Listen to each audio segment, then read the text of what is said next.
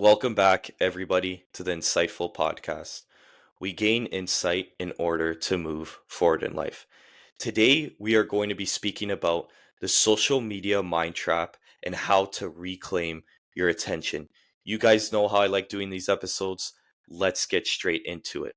So, the first point is social media is engineered for addiction, not connection.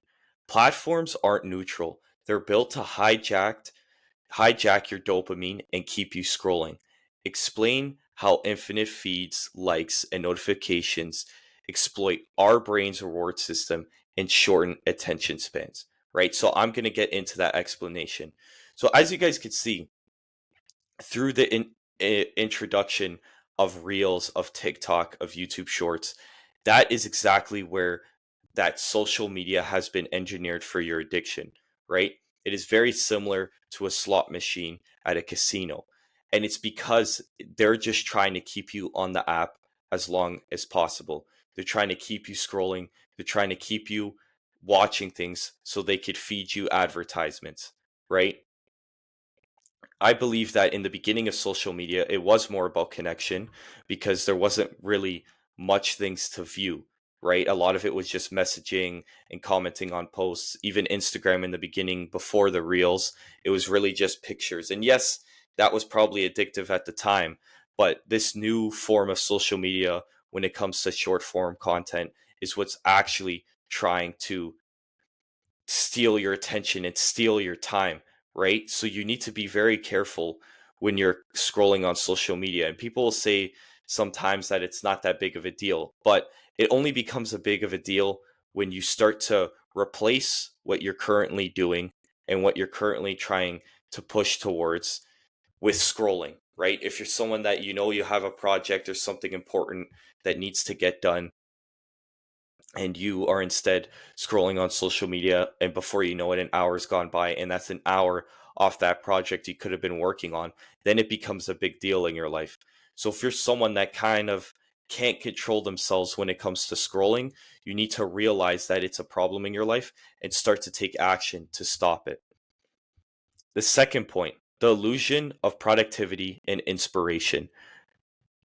You can consume endless amounts of content that feels productive and you feel like as if you're learning, but it often leads to analysis paralysis, comparison, and decreased action.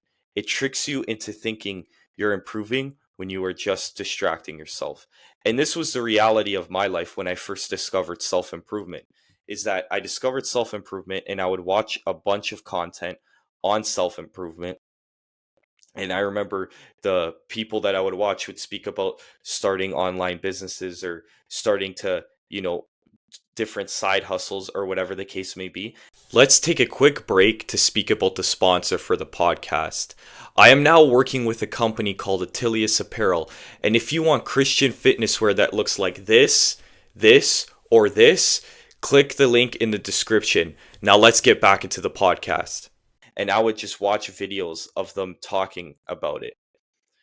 But what you realize is that you watching that content might make you feel good, but it's not changing anything within your life. And then you are actually not improving, right? So it's a big thing to understand that even if you're watching productive content to what seems like self-improvement, it really isn't self-improvement. What self-improvement is analyzing your own life and seeing what areas you can develop in. And if you're someone that is watching other people develop their lives and that is all you do, then you are really making no progress in your life. So don't feel like as if you're better than someone else because of the type of content you consume when you are spending just as much time scrolling as they are. Point three, your attention is the most valuable currency. Make it clear, if you don't control your focus, someone else is profiting from it. Reclaiming your attention means becoming intentional about where your mental energy goes, because attention determines your thoughts and thoughts shape your life. This is the reality. I had a podcast, the best podcast I have on YouTube that got the most views. It was about mental real estate. And it was the concept of you only have so much mental real estate in a day. You only have so much brain power to spend on each given day. So if you are spending a lot of your attention on social media and scrolling, you won't have time or energy to get anything else done. So you kind of need to divide your attention up intentionally throughout the day on the things that actually matter in your life.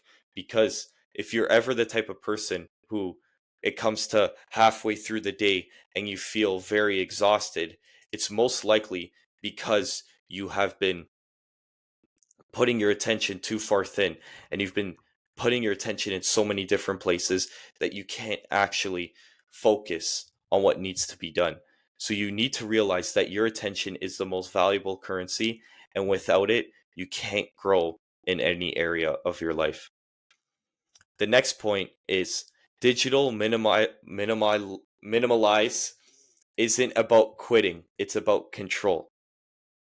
So deleting all your apps, but you don't have to delete all your apps, but you can use them with purpose. I would suggest maybe time limits, using content blockers, or creating your feed to align with your goals and mindset, right?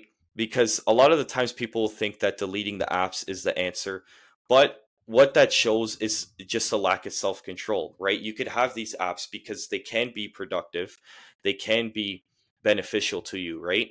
For example, the podcast, I have to use Instagram and social media to get guests. If I decide to delete all the apps, I can't make this podcast, I can't make the clips, and I can't outreach to people, right? So there is a lot of value in connecting with people all over the world because of social media. It's just how you use it, right? So you need to minimalize the time that you spent on a day-to-day basis and make sure that the time you are using it, it is for productive reasons, right? The next and final point is replace scrolling with conscious input. Replace passive consumption with active input. Books, journaling, long form conversations, creative time, anything that stretches your focus instead of fragmenting it, right? And I think this is super important. That's why I mention reading in a lot of my videos, is because I feel like just like a reel or a YouTube video can give you information that this book has or that book has, the way you are getting the content is much more natural and much more, easily digestible because it's much slower pace. Yeah, it feels more boring, but that's why replacing the scrolling with books on the topic that you were scrolling about is a much better way of gaining knowledge in that field, right? Because it's a much slower way and you're able to think about it and not just keep viewing the next video, right? So I would say if you're someone that's spending a lot of your screen time on these apps, make sure to replace it with something that is more productive and is providing more value for your life. Those are all the points I wanted to go over today, my friends. Remember, if you guys enjoyed the podcast, like, comment, subscribe. We're trying to get to 1,000 subscribers, so let's keep pushing. And let me know in the comments any future topics you'd like me to discuss. Take care, everybody, and I'll catch you guys on the next episode.